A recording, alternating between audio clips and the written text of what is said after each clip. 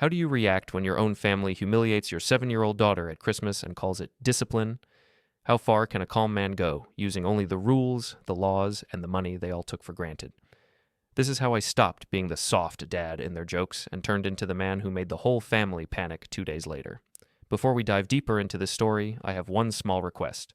Please subscribe, drop a like, comment, and hit that hype button to boost this channel so more people can discover these incredible stories. My name is Evan, but most people call me Dan. I am 39 years old, and I have been a paramedic for most of my adult life. My whole job is to walk into other people's worst days and stay calm. I see broken bones, car crashes, heart attacks. I talk to people who are scared and in pain. On those calls, nobody ever calls me weak. They hold on to my arm and beg me not to leave. It is strange how I can be trusted with strangers' lives, but in my own family, I am the soft one, the overprotective one, the man they think they can talk down to. Last Christmas, I was scheduled for the night shift. Holidays are busy for paramedics. People drink, they fight, they drive when they should not. My wife, Emma, said she would still take our daughter, Lily, to my mom's house for the big family dinner. My mom, Rosa, loves to host. She cooks too much food and tells everyone to be grateful because we might not all be here next year. My older sister, Carla, would be there with her husband, Todd, and their son, Mason. That is our usual group. It has always been a little loud and a little tense, but I thought it was safe enough for my 7-year-old. Before I left for work, I knelt in front of Lily in our tiny living room. She was in a red dress with little white snowflakes. She spun around, and the skirt puffed out like a bell. I told her she looked beautiful. She asked if I would be there when they opened presents. I said I would try to stop by in the morning after my shift, but I could not promise. She looked a little sad, so I told her that saving lives on Christmas was like being one of Santa's secret helpers. That made her smile again. Emma watched us from the doorway, her coat already on. She told Lily to get her shoes and then told me, in that half-joking, half-serious way, that her family always said I worked too much and loved my job more than them. On the drive to the station, I thought about that. It is not true. I love my daughter more than anything. I just also know that rent needs to be paid and food costs money and emergencies do not stop for holidays. When I pulled into the ambulance bay, my partner Mike was already there, drinking coffee from a chipped mug. He joked that at least we would get time and a half for the night. I laughed, but my mind was still at my mother's table, picturing Lily between her cousins, eating mashed potatoes and giggling. The first half of the shift was busy. We had a fall in a parking lot, an older woman with chest pain, a young guy who drank too much and was sure he was dying, but was really just scared. In between calls, I checked my phone. There were a few pictures in the family group chat, blurry shots of the table, the tree, Mason holding up a video game. I saw Lily in the background of one, but her face was turned away. Emma sent me a short message saying dinner had started and everything was fine. Around 9:30, we finally had a quiet moment. I sat on a plastic chair in the corner of the ER hallway and opened my messages. There was a new text from Emma. She wrote that there had been some drama with Lily, but that it was handled. She added a little sighing emoji. Right after that, there was a message from Carla in the family chat, saying that Lily had been making things up about Mason again, and that they had sorted it out. Todd added a comment about how kids today needed real discipline. I felt a small knot form in my stomach. I knew my family. Drama could mean a small argument, or it could mean something cruel dressed up as a lesson. I sent Emma a quick message asking what happened. She replied that Lily had accused Mason of hitting her, but Mason said she was lying and that my mom and Carla believed him. Emma said Lily had cried a lot and that they had talked to her about telling stories. She told me we would talk more at home and told me not to worry, that Lily was just tired. I put my phone back in my pocket because another call came in. A man had cut his hand badly with a kitchen knife while carving a roast. I focused on that for the next hour. That is one thing about this job. You learn to put your own feelings on a shelf until later. It was close to 3 a.m. when we finally returned to the station to clean the rig. The adrenaline faded, and the room felt too quiet. I sat in the break room, the vending machine humming, the fluorescent lights buzzing softly overhead. I took out my phone again and scrolled up through the family chat.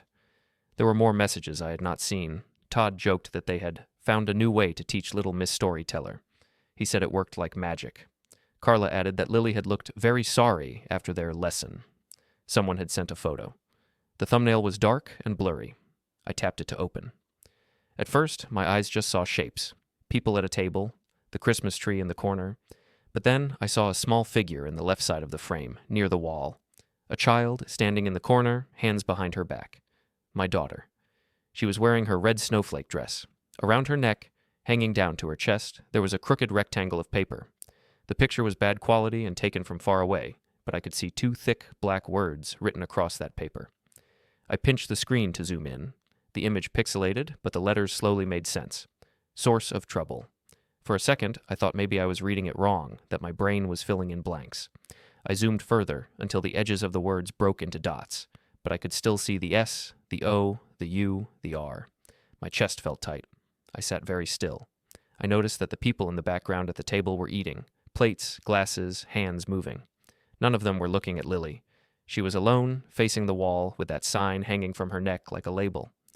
Mike walked into the room at that moment and asked if I wanted anything from the machine. I locked my screen quickly and said I was fine. My voice sounded normal to my own ears, and that almost scared me more. Inside, I felt like someone had taken all the air out of the room. I made myself stand up, throw away my empty coffee cup, and follow Mike back to the bay. This is what I mean when I say I have learned how to stay calm on bad days. But this did not feel like a work emergency. This felt like something breaking inside my home. The sun was starting to rise when my shift ended. The sky was pale and washed out, like dirty ice. I drove straight to my mom's house to pick up Emma and Lily. My mother's front yard was still decorated, plastic reindeer, a big fake candy cane, lights that blinked red and green. I sat in the car for a moment and stared at the house, thinking about the picture of my daughter in that same living room corner. Then I got out and rang the bell. Rosa opened the door with a tired smile. She said she hoped the night had not been too hard and that she had saved me some food. I asked where Emma and Lily were. She said they were in the guest room packing. I stepped past her and walked down the hall. My mom started to say something about children needing to learn not to lie, but I just told her we would talk later. My voice stayed polite. That surprised her. She went quiet. In the guest room, Lily was sitting on the bed with her backpack in her lap. Her eyes were red and puffy. Emma looked exhausted. She gave me a small, guilty smile and said the night had been a lot. Lily slid off the bed and ran to me, wrapping her arms around my waist. She pressed her face into my jacket and would not let go. I stroked her hair and told her we were going home now. Emma picked up the overnight bag and we left without staying for breakfast. In the car, Lily was very quiet. Usually she talks nonstop, asking questions about everything she sees out the window. That morning, she just leaned her head against the seat and watched the houses go by. I asked her softly if she had fun at Grandma's. She shrugged and said the food smelled good. I asked her if something happened after that. She said her tummy hurt. Emma turned in her seat and told her she did not have to talk if she did not want to. Lily whispered that they were mad at her and that she ruined Christmas. She said Grandma told her that. At home, Emma put Lily in the shower, then got her into warm pajamas even though it was morning. Lily refused to eat the leftover food Rosa had sent with us. She just pushed the plate away and said she was not hungry. I told Emma I needed to lie down for a few hours after the night shift. My body was tired, but my mind would not turn off. I lay in our bedroom, staring at the ceiling, seeing that photo again and again. Later that afternoon, when the house was quiet, Lily started crying in her room. I went in and found her curled up in a ball under her blanket. She said she did not want to go to Grandma's anymore because she did not like the sign. I asked what sign. She said Aunt Carla had put a sign around her neck that said she was the problem. She said everyone laughed and they would not let her eat with them. My hands clenched into fists, but I made my voice calm. I told her none of that was her fault. I told her nothing she could do would make her deserve that. That night, sometime after midnight, I woke up to the sound of small footsteps. Lily stood in our doorway, crying softly. She said she had a bad dream, that she was back in the corner and the sign was heavy and everyone was staring at her, even when she tried to say the truth. I let her climb into our bed between me and Emma. She held onto my arm like it was a rope, and she was afraid of falling. Emma was half asleep, whispering that it would be okay. I lay there, staring into the dark, listening to Lily's breathing. When everyone was asleep again, I reached over to the nightstand and picked up my phone. I opened the family group chat and scrolled to the photo. This time, I did not look away. I zoomed in slowly, past the grainy pixels, until the words on the sign filled the screen. Source of trouble. Those 3 words sat on my daughter's small chest, between the snowflakes on her dress. My thumb hovered over the save icon. The room was silent except for the soft whir of the heater. I took a slow breath and tapped the screen, saving the picture to my phone. The next morning, after I saved that picture, I woke up feeling like I had not slept at all. My body had rested, but my brain had run in circles the whole night. Emma had already left for her office job. Lily was at the small table, drawing with her crayons. She had drawn a Christmas tree with big round ornaments and a star on top. She had drawn herself too, a little stick figure in a red dress. There was no sign in the drawing, but I saw that she had drawn herself off to the side, away from everyone else. I made coffee and oatmeal. I asked Lily if she wanted some. She said she would only eat a little. I watched her take 1 or 2 bites and then push the bowl away. She said her stomach hurt again. She was 7. 7-year-olds should not already feel like eating is dangerous or heavy. I told her she could stop if she wanted to. I did not want food to become another battlefield. While she drew, I scrolled back further through our family chat. I saw older messages, small jokes that did not feel so small anymore. My sister had sent videos of Mason pushing Lily in the yard, calling it just playing rough. My mom had written things like, Dan is turning Lily into a little princess who can't handle life. Back then, I had rolled my eyes and let it pass. Now, with the image of the sign burning in my head, every word had a sharper edge. Those messages brought back memories I had not thought about in a long time. When I was Lily's age, discipline in our house was not soft. My dad left when I was 10, so most of it came from my mom and Carla. If I cried too loudly or disagreed, I was told I was ruining the mood. If I got in trouble at school, I had to stand facing the wall while everyone else watched TV or ate dinner. Once, when I broke a cheap glass by accident, my mother made me stand on the balcony for an hour in the cold as a reminder to be careful. Carla laughed and called me Drama King when I shivered. I remember once at a birthday party, I had knocked over a bowl of chips. It slipped, that was all. My mom grabbed my arm and dragged me into the kitchen. She told everyone that I was too clumsy to be with the guests, and sat me at a small table away from the cake. I can still feel the heat in my face, the way everyone avoided looking at me. Carla kept bringing people into the kitchen by accident so they could see me sitting there. Back then, I thought that kind of shame was just normal. I told myself it made me strong. I told myself I would do it differently when I had a child of my own. Now, watching Lily draw herself off to the side, I knew I had not done differently enough. Later that day, while she watched a cartoon, my phone rang. It was my mom. I stepped into the hallway to answer. She started with small talk, asking if I made it through my shift okay, saying she hoped I had enjoyed the leftover food. Then, very quickly, she shifted. She said that Emma had told her I seemed upset about the way we handled Lily. She said she did not understand why I was making such a big deal about it. I told her I had seen the photo in the group chat. I kept my voice calm. I said I wanted to understand what happened exactly. She sighed and said Lily had accused Mason of hitting her and taking her toy, but Mason denied it. Lily kept crying and saying he lied. My mom said she did not want a scene in front of everyone, so she and Carla decided to make a point. She explained it like it was clever. They wrote "source of trouble" on a piece of cardboard and put it around Lily's neck to show her that her lying was the problem, not Mason. She said Lily calmed down after that, and that it only lasted a little while. She said everyone laughed, and then they all went back to dinner. She said that in her day, people used worse punishments and nobody became traumatized. I asked her how long Lily had stood there. She said she did not remember. Maybe 10 minutes, maybe 15. I knew she was lying or guessing. From the picture alone, I could tell it was long enough for people to get used to her standing there, like a piece of the furniture. My mom told me not to overreact. She said I was too sensitive. She said this was why Lily cries so much, because I make every little thing into a big problem. As I listened, I felt something cold move into place inside me. Not anger in a hot way, not shouting, just a cold line that divided before and after. I thanked her for explaining. She sounded surprised that I was polite. She said she was glad I was seeing reason. I did not correct her. I just ended the call. A few minutes later, my phone buzzed again. This time, it was a video call from Carla. I did not want to talk to her face-to-face, so I let it go to audio. She jumped right in, saying she heard I was upset about our little Christmas lesson. She said I was being ridiculous. She reminded me that I never come to family things because of my precious job, so I have no idea how hard it is to handle a kid like Lily. I told her that what I saw in the picture did not look like handling. It looked like humiliation. She laughed. She said I talk like a therapist now, that I sound like something off a parenting blog. She said that when we were kids, she and I got worse than that, and we survived. She said I was raising Lily to be soft, and the world was not soft. Then she said something that stayed with me. She said, "If you actually acted like a man and put your foot down once in a while, we wouldn't have to do it for you." I let that sentence sit between us. I could have shouted. Instead, I asked her one simple question. Did Lily eat dinner? There was a pause. Carla said Lily refused at first, that she was too busy crying. She said she told Lily she could eat when she was ready to join the family instead of playing victim. I asked if they gave her a plate when they took the sign off. She said she didn't remember exactly, but that nobody starved her. After we hung up, my body felt numb. I sat on the edge of the bed and stared at the wall. So this was what they called discipline. They labeled a little girl as the problem, made her stand alone, and tied food to her behavior. And then they laughed and sent jokes and pictures to the family chat. That weekend, we had to go to my mom's church because Emma had promised months ago.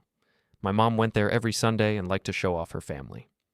In the fellowship hall after the service, she walked around with Mason by the hand, telling people what a good boy he was. Lily stayed close to me, hiding behind my leg when people tried to talk to her. My mom told one of her church friends that Lily was going through a phase and that some children need a strong hand.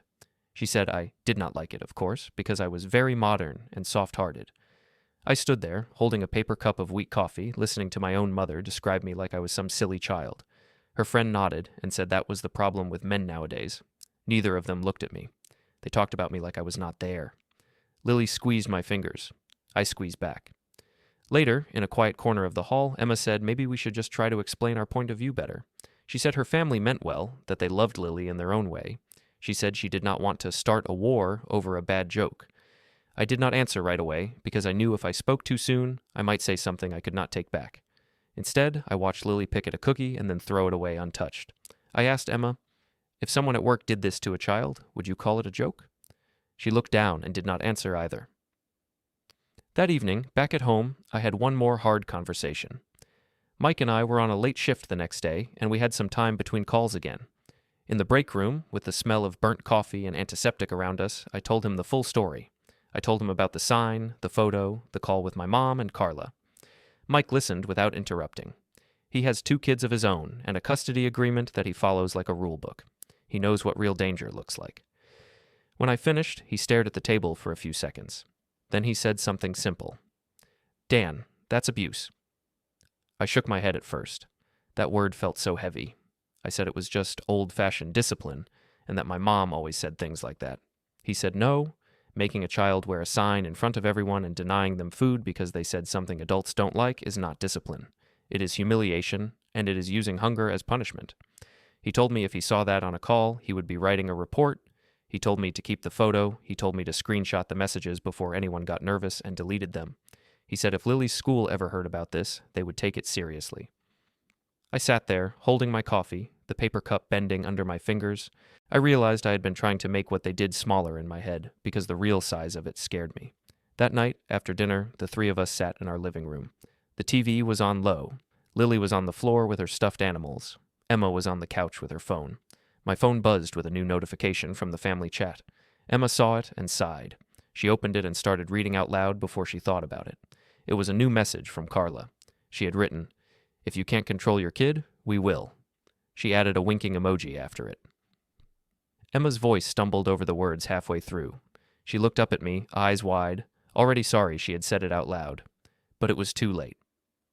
Lily had stopped playing. She was standing in the doorway, holding her stuffed bunny, staring at us. I saw her little hands tighten around the toy. She asked in a very small voice, "Why do they say they will control me?" Emma's face went pale. I felt that same cold line inside me, but now it cut deeper. I knew then that this was not going to fade by itself. This was not something we could smooth over. This was the moment I understood they thought they had the right to do whatever they wanted with my child, with or without me. The call from the school came 3 days after Christmas. It was a Wednesday morning. I was in the kitchen making Lily's lunch, trying to pretend things were normal. She was sitting at the table, staring at her cereal, turning the spoon slowly in the milk without eating. When my phone rang and I saw the school's number, my first thought was that she was sick or had fallen on the playground. The woman on the line introduced herself as Ms. Green, the school counselor. Her voice was calm and careful. She said she had met with Lily that morning because Lily had been very quiet in class and the teacher was worried. Ms. Green said Lily had drawn something and talked about Christmas in a way that concerned her. She asked if I and Emma could come in that afternoon for a meeting. She did not give too many details over the phone, but I could hear something serious under her polite tone. After I hung up, I told Lily that her counselor wanted to talk to us. Lily's shoulders tensed. She asked if she was in trouble. I told her she was not, that sometimes counselors just wanted to make sure children felt safe and okay. She said she did not want to go because she did not like talking about Christmas. I told her we would be there with her and that no one would be angry at her for telling the truth. She looked at me like she was not sure if that was possible anymore. Emma took the afternoon off work, and we drove to the school together. The building looked the same as always. Low, brick, with bright posters in the windows and kids' art taped up in the hallway. But inside the counselor's office, the air felt heavier. There were shelves of games and books, a small round table, and 2 chairs for adults. Ms. Green greeted us with a soft smile and asked us to sit. She spoke in a gentle voice, like she was stepping around something sharp on the floor. She told us that Lily's teacher had noticed a change since the break. Lily, who usually participated and smiled, had become withdrawn, flinching when other children came too close. She had drawn a picture during a holiday memories activity that made the teacher pause. Ms. Green slid a paper across the table toward us. It was a child's drawing, done in crayon. There was a Christmas tree with green branches and colored circles for ornaments. To one side, there was a long table with stick figure adults sitting around it, smiling. On the other side, near the edge of the page, there was a small figure alone, facing a brown scribble that looked like a wall. Around the small figure's neck was a rectangle. Inside the rectangle, in shaky letters, Lily had written the word Trouble. She had tried to write trouble and missed a letter. Ms. Green said Lily had explained that the picture showed Christmas at Grandma's house. The alone figure was her. She had told the counselor that she had to stand in the corner with a sign because the adults said she lied. She said she was not allowed to eat dinner with everyone. She told Ms. Green that she had ruined Christmas, and that maybe she was, in her words, born wrong. When I heard that, it felt like my heart stopped for a moment. I had thought I was already angry, already hurt, but hearing that sentence from my little girl's mouth, even secondhand, cut in a deeper way. Ms. Green went on. She said Lily had cried during the session and had asked if she would get in trouble for telling her. She had asked if adults could get in trouble for things they did to kids. Ms. Green said she was a mandated reporter and that if there was ongoing risk, she would need to contact the proper services. She asked carefully if we could tell her more about what had happened at the family gathering. Emma spoke first. She said there had been a conflict between Lily and her cousin and that the family had overreacted. Her voice shook as she said it. I told Ms. Green that we had learned, after the fact, that our relatives had put a sign on Lily and made her stand in the corner. I admitted that we were still finding out details. It hurt to say that, to admit I did not even know the full harm done in my own family.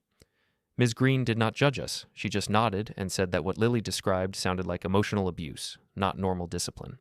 She stressed that children take these things extremely deeply. She said she wanted to know if Lily would have to be around those same adults again soon. At that moment, something in my mind shifted from confusion to decision. I told her that, from now on, Lily would not be alone with them. I said it in a level voice. It was the first solid promise I made out loud about this. On the way home in the car, Lily sat in the back seat, hugging her backpack. She asked if she had done something wrong by talking to the counselor. Emma said no, that she was very brave. I asked Lily if she could tell us, in her own words, what had happened at Grandma's. She hesitated, then started to speak, small and slow. She said Mason had pushed her and taken the toy she was playing with. She said she told him to stop and that he hit her arm. She said she went to Grandma and told her, but Mason said she was lying. She said Aunt Carla believed Mason right away and said that Lily always made stories to get attention. Lily said she started crying because no one believed her. She said Grandma told her to stop or she would ruin Christmas. Lily said that when she did not stop crying, Aunt Carla wrote words on a piece of cardboard and told her she had to wear it. Todd tied it around her neck with string. Lily said she tried to say she was telling the truth, but Aunt Carla said the sign was the truth. Lily said she had to stand in the corner while everyone ate and laughed, and that if she wanted to eat, she had to stop being trouble. She said Grandma walked by her with a plate and told her she had brought this on herself. As she spoke, I kept my eyes on the road and my hands on the wheel. I did not interrupt. Behind me, I could hear Emma quietly crying. Lily ended by saying she was sorry she made the adults mad and that she would try not to be trouble anymore. I told her, as calmly as I could, that she had not done anything wrong, that she had the right to tell the truth, and that none of that was her fault. Inside, I felt like my chest was full of broken glass. That evening, after Lily went to bed, Emma and I sat in our bedroom. The door was closed. The house was quiet. Emma sat on the edge of the bed, hands in her lap, eyes red. She said she felt ashamed that she had not stopped it at the time. She said she had frozen, afraid of making a scene, afraid of going against my mother and sister in their own house. She said she tried to comfort Lily afterward but did not stand up for her loud enough. She kept repeating that she was sorry. I told her that I should have seen this coming. I told her that I had grown up with that kind of lesson, and I had told myself it was in the past. I said I had been wrong. I said I would not let Lily grow up thinking she was the problem just because she spoke up. Emma asked me what we should do. Her voice was small, like she was back to being a girl in front of her own parents. I lay back on the bed and stared at the ceiling. My mind was strangely clear. I told Emma that for me there was a line, and it had been crossed. I said that from this moment, Lily would not go to my mother's house without me there, and maybe not at all. I said there would be no more unsupervised visits with Carla and Todd. I said I did not care if the family called me dramatic, ungrateful, or weak. I cared only about our daughter. Saying it out loud felt like putting a stake in the ground. After Emma went to shower, I lay alone for a while. My thoughts went back to something practical, something small that suddenly looked huge. A year before, my mom had had a small fall in her kitchen. She had not broken anything, but the doctor had suggested simple safety changes. She had called me, asking if I could help. I had gone over and installed a couple of security cameras for her. One in the living room, one in the kitchen, and one pointing at the front door. She had wanted it for peace of mind and insurance reasons. I had set up the system with an app on my phone, with me as the main admin. Lying there, I realized I had never turned off that access. The cameras did not record forever, but they stored footage for a while. It had only been a few days since Christmas. I wondered if they had caught anything. The thought made my stomach twist. Another part of me, a calmer part, said that if I wanted truth and not just feelings, there it was. The next afternoon, I told Emma I needed to run an errand. She nodded, tired, not asking many questions. I drove to my mom's neighborhood but did not pull into her driveway. Instead, I parked a little down the street where I could see the house, but she could not easily see my car. I sat there for a moment, engine off, the interior cooling around me. I took out my phone and opened the security camera app. I had not used it in months. It asked for a password. I typed it in. The home screen showed 3 small boxes, one for each camera. Each box had a timeline bar under it with tiny marks for each motion event. I scrolled back, my finger sliding along the bar until the date read December 25th. Tiny gray thumbnails appeared above the timeline, little frozen frames from the day. My throat felt dry. I tapped one around the time I knew dinner had started. The living room camera showed the tree, the couch, the dining table, people moving, laughing silently, mouths open in mid-sentence. I saw my mom carrying a dish, Carla bending over Mason, Todd pouring a drink. I let the clip run for a few seconds, then moved on. I was looking for something very specific. I tapped forward, clip by clip. In one, the living room was empty, plates on the table, people in the kitchen. In another, Mason ran past the camera with a toy. Then, in a still shot from around 6 in the evening, I saw it. The corner of the room, and a small figure standing very straight, facing the wall. The red dress, the dark hair. Around the small chest, a white block where the sign was. Even in the tiny preview, my body recognized my child. My thumb hovered over that thumbnail. I felt like pressing it would make everything more real than it already was. But I also knew I could not look away anymore. I tapped it. The clip opened full screen and started to play. I saw Carla step in from the right, holding a piece of cardboard and a marker. I saw Todd come in with a roll of tape. I saw my mom in the background, arms folded. The sound on the clip was low and fuzzy, but I could see Lily shaking her head, her mouth moving. I did not need to hear the words to know she was saying she was telling the truth. I watched long enough to see the sign being placed around her neck, the tape pulled, the adults turning away, going back to the table. I watched her stand there, shifting her weight from one foot to the other. I watched my mother walk past her with a full plate and not stop. I watched Mason run by and glance at her before sitting down with the others. The clip timestamp moved forward, minute after minute. This was not 10 minutes. This was much longer. My hands did not shake. My breathing did not change. It was like a part of me detached and just watched, like I did on calls when I had to focus. When the clip ended, I pressed back. I selected it in the list, and a small menu popped up with an option to download. I chose it. The phone asked where to save it. I picked a secure folder. Then, on the screen, a small circle appeared next to the file name and began to fill with a blue line, slowly moving around as the video downloaded. I sat there in the parked car and watched that little blue circle move around and around until the download finished. When it did, a message popped up saying the clip was saved. I did the same for 2 more videos from that evening, one from a little earlier when they were arguing with Lily, and one from later, when she was still in the corner and the adults were already on dessert. Each time, I felt less like a son and more like a stranger collecting evidence from a crime scene. When I had what I needed, I closed the app and started the engine. My mom's house sat a little way down the street, quiet and ordinary, with the same paint and flowers I had seen my whole life. It did not look like a place where someone would tie a sign to a child and deny her food. That was the strange thing. From the outside, nothing had changed. Inside, everything had. I did not drive home right away. My hands were steady, but I knew I was not ready to walk through the front door and pretend to be normal just yet. Instead, I went to a small coffee shop near the hospital where I sometimes waited between late calls. It was half empty, with soft music playing and the smell of old coffee and baked bread. I ordered something hot just to have something to hold, then took a corner table with an outlet. I opened my laptop and transferred the videos from my phone. I plugged in my earbuds and pressed play. It was different watching it on a bigger screen. I could see more detail, the way Lily's shoulders hunched, the way her fingers twisted together behind her back, the way she kept glancing over toward the table as if hoping someone would call her back.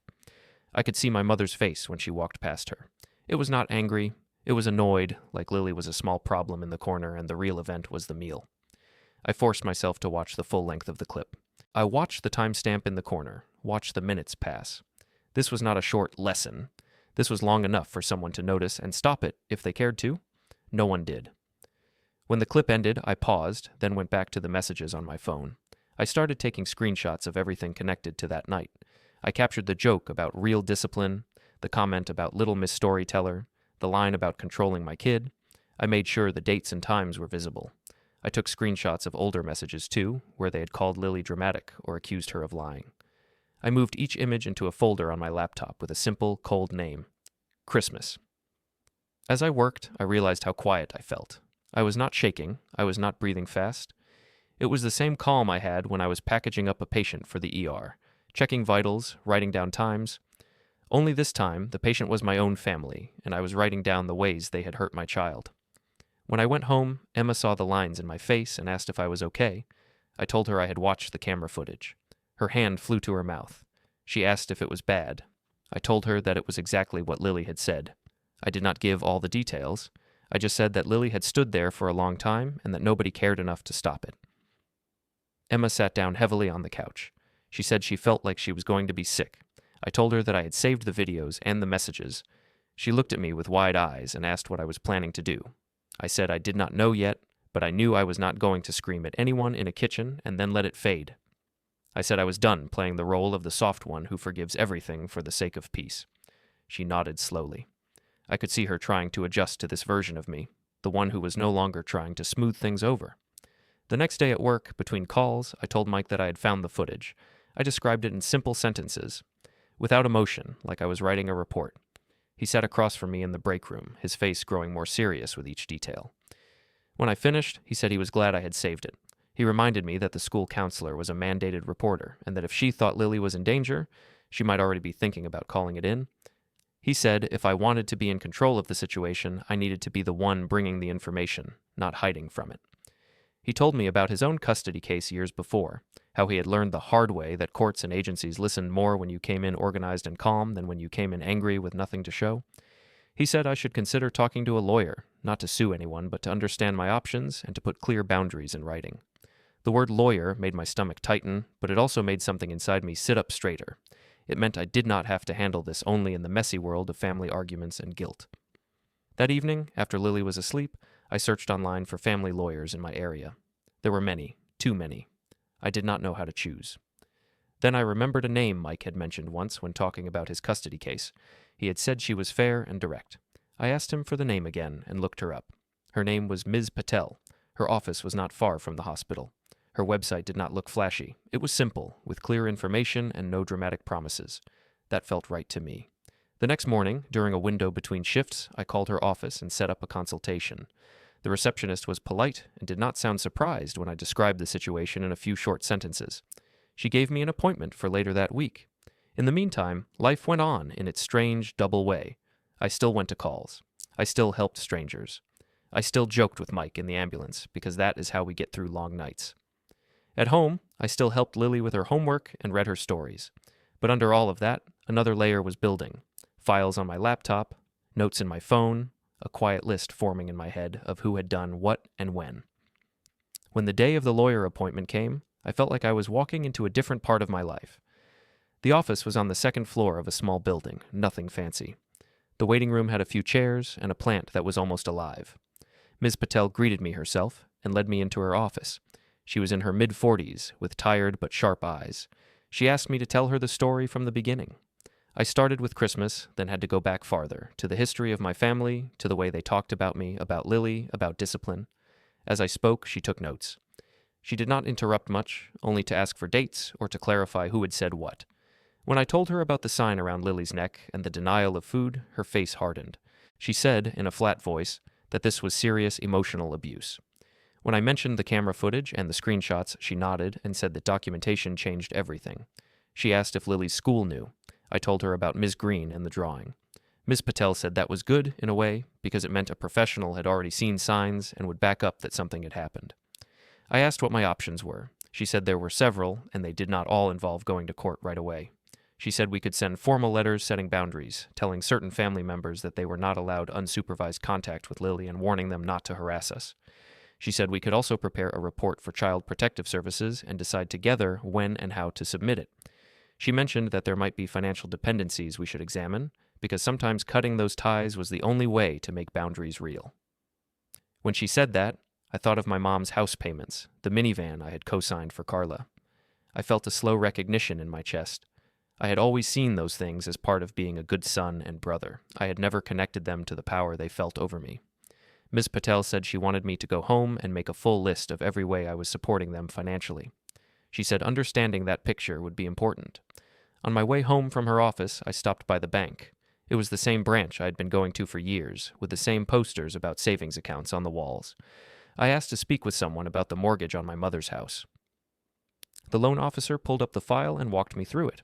I had known, in a vague way, that I had signed some papers when my mom refinanced years ago. Now I saw clearly that my name was on the loan, that I was responsible for part of it, and that I had been the one paying the property taxes for the last few years since my mom's income had dropped. As I sat there, the loan officer also mentioned that my Uncle Victor was listed as a co-owner on the deed. That detail surprised me. I knew he had helped with the down payment long ago, but I had not realized he was still on the title. It meant my mom did not hold as much power over the house as she acted like she did. She shared it, and I was one of the people keeping it afloat. I left the bank with copies of some basic information and a new understanding of how much weight I carried for people who talked about me like I was an overgrown child. On the sidewalk outside, I took out my phone to text Uncle Victor and ask if we could talk soon. He sent back a short message saying he was free later in the week and that we could meet at the bank or at his house, whichever I preferred. The last place I went that day was the county social services office. I did not bring the videos or screenshots yet. I just brought myself. The lobby had plastic chairs and posters about safety and family support. A woman at the front desk asked how she could help. I told her I wanted to ask some questions about reporting emotional abuse of a child by family members. She gave me a number and told me to wait. After a while, a caseworker came out to speak with me in a small side room. I told her, in simple bullet points, what had happened. The sign, the corner, the food, the camera footage, the school drawing. I told her my daughter was now afraid to go to her grandmother's house. The caseworker listened carefully.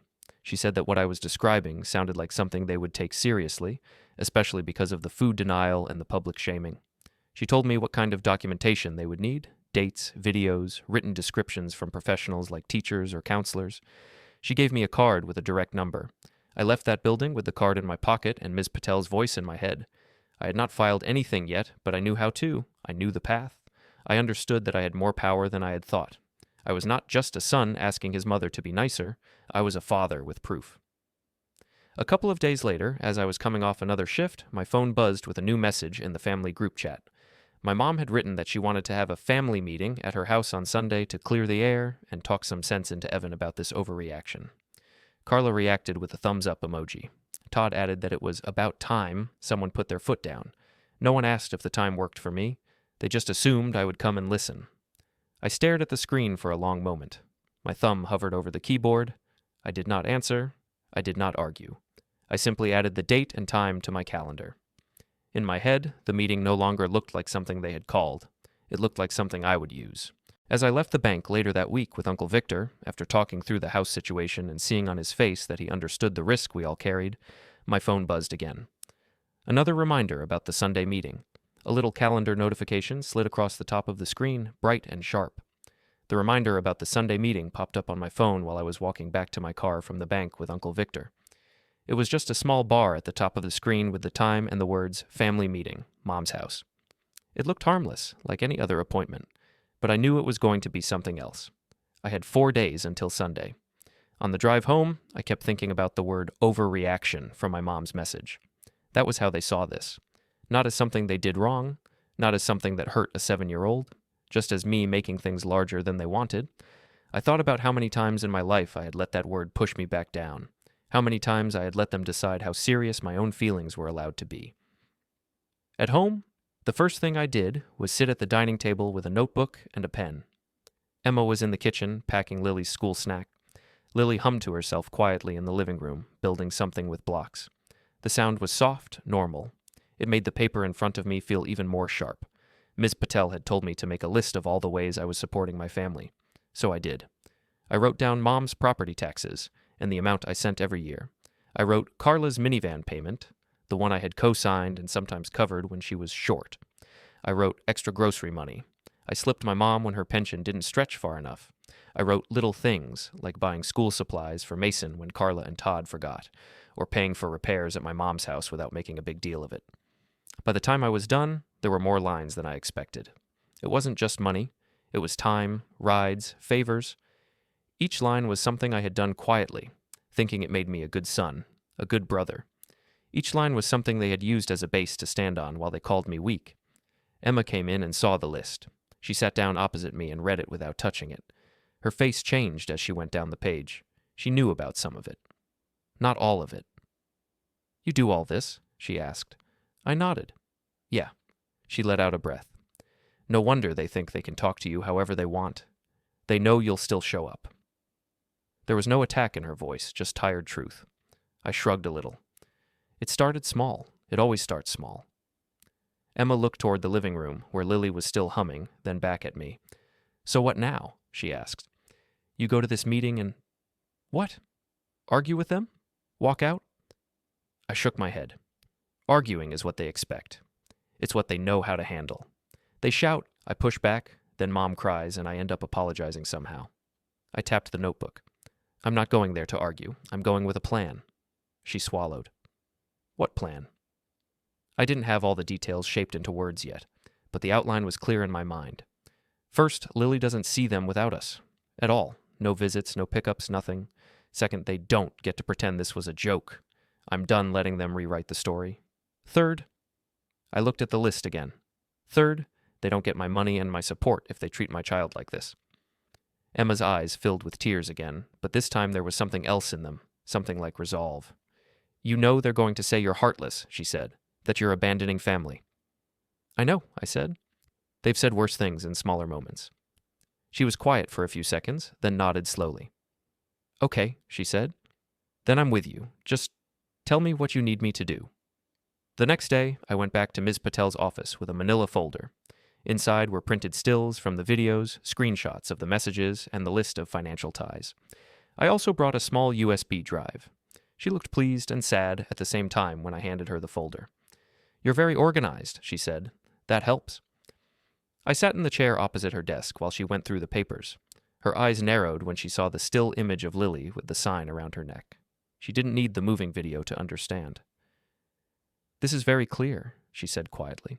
"And the group messages support it. They're not even trying to hide what they did."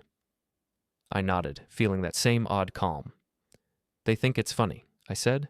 "They think I won't do anything." Ms. Patel made a few notes on a legal pad. Then she looked up. "Okay, here's what I suggest," she said. "We prepare formal letters to your mother, your sister, and her husband. In those letters, we state that what happened on Christmas was emotional abuse.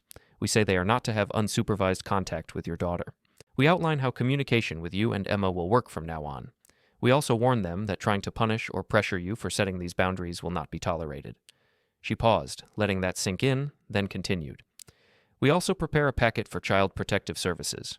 We won't send it just yet, but we will have it ready. That packet will include your description of what happened, the stills from the video, the screenshots, and any statements from professionals, like Lily's school counselor, that support the story. If your family tries to ignore your boundaries or repeat this behavior, we file it." I listened, nodding slowly. This was the part that scared me and comforted me at the same time. It meant this was bigger than a family fight. It was entering systems I didn't fully control, but those systems also had rules that my mother and sister couldn't bend with tears and guilt. She then tapped my financial list. "And here," she said, We'll attach addendums for your own protection. You are under no legal obligation to continue supporting your mother's household or your sister's vehicle if doing so puts your own child at risk. We can send notices to the bank and to your sister explaining that you're withdrawing as a voluntary payer. For the mortgage, because your uncle is involved, we may need his cooperation to restructure or plan an exit. But at the very least, you can set a clear date to end extra payments. I thought about my mom, about her house, about Christmas dinners at that old table. Then I thought about Lily's drawing with the word Trobel on her chest. I did not feel torn anymore. I just felt, finished? Okay, I said. Let's do that. Ms. Patel printed out some documents and slid them across to me, one at a time, explaining them in plain language. I read each one, line by line, making sure I understood. These weren't dramatic statements. They were dry, careful, written in neutral terms. They did not sound like revenge. They sounded like boundaries. That made me feel better. When I was satisfied, I signed where she indicated. My name on the page felt like a line being drawn in ink instead of just in my mind. She gathered the papers into a neat pile. I'll finalize these and have them ready before Sunday, she said. We can decide together how and when to deliver them. I would also like to attend the meeting if you want that. You don't have to announce that I'm your lawyer. I can just be there as your support, and you can introduce me as you see fit. The idea of walking into my mother's house with a lawyer sitting quietly in the next room made something in my chest ease. Not because I wanted a fight, but because I knew the tone would change when they realized this was not just family drama. Yes, I said. Please come. After I left her office, I drove to Lily's school. I went to the front office and asked to update her emergency contact form. The secretary pulled out the file. I crossed out my mother's name on the list of people allowed to pick Lily up. I crossed out Carla and Todd's names too. The pen strokes were firm and final. The secretary glanced at the form, then at me. Everything okay? She asked. I remembered what Ms. Green had said, how carefully she had spoken, how seriously she had taken Lily's drawing. We're just tightening things up, I said, for safety. She nodded like she understood more than I had said. Back at home that evening, I backed up everything again. The videos, the stills, the screenshots, the notes from Ms. Green. I saved them to 2 separate drives in a secure cloud folder with a long, ugly password. I printed a few key images on plain paper. Lily in the corner, the sign visible, the group chat with the joke about starving the lies out, Carla's message about controlling my kid. I slid the prints into a simple envelope. No folders, no labels. Just an envelope I could put on a table. Emma came into the room while I was doing this. She watched silently for a few minutes. Then she said, "Are you sure you want to show them all of that?" I closed the envelope and held it in my hand. "I'm sure I want to give them a chance to see themselves," I said. "After that, what happens is on them." She came closer and put her hand on my arm. "I'm scared," she said quietly. "But I'm also relieved. I've been scared of your mom for years, Dan. I never said it like that, but I have. She makes me feel like I'm 13 again." I turned my hand and held hers. "Me too," I admitted. "But I'm not 13. I'm a father." They forgot that matters. The days between then and Sunday were strange. On the surface, life looked almost normal. I worked a couple of shifts. We watched a movie with Lily. We went to the park one afternoon and watched her climb the same playground structure she had climbed 100 times before. She laughed a little more that day, like some of the weight on her chest had lifted just because we were not making her go back to Grandma's. At the same time, my phone kept buzzing. My mom left voicemails about how important it was to keep the family united. Carla sent messages about how we needed to fix this before people start talking. Once, my mom mentioned her church. She said there were questions already, and that this meeting would be a chance to correct the story. That phrase, correct the story, stuck with me.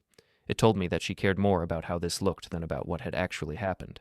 It also told me that she knew, somewhere inside, that if anyone outside the family saw the footage, they would not be on her side. On Saturday night, Emma and I lay in bed, both staring at the ceiling. Lily was asleep down the hall. The house was quiet except for the faint hum of the heater. "Whatever happens tomorrow," Emma said softly, "we don't back down on Lily. Right?" "No," I said. "We don't." "If your mom cries?" she asked. "We stay calm," I said. "If Carla starts yelling?" "We stay calm," I repeated. Emma turned her head toward me. "If they tell you you're killing your own mother by doing this?" I exhaled slowly. "Then I remember I'm keeping my daughter alive in the ways that matter," I said, "and I let them sit with their feelings." She nodded and reached for my hand. We fell asleep like that, fingers laced. Not in peace exactly, but in agreement. Sunday came gray and cold. The sky was heavy, low clouds hanging over the streets. As I got dressed, I chose simple clothes, dark jeans, a plain shirt, my work boots. Nothing fancy. Nothing that would make me feel like I was going to battle in armor. I was just going as myself. I checked my bag, the envelope with the printed images, the USB drive in a small case, my phone fully charged. I slipped Ms. Patel's card into my wallet. Lily watched me from the couch as she colored in a picture book. "Are you going to Grandma's?" she asked.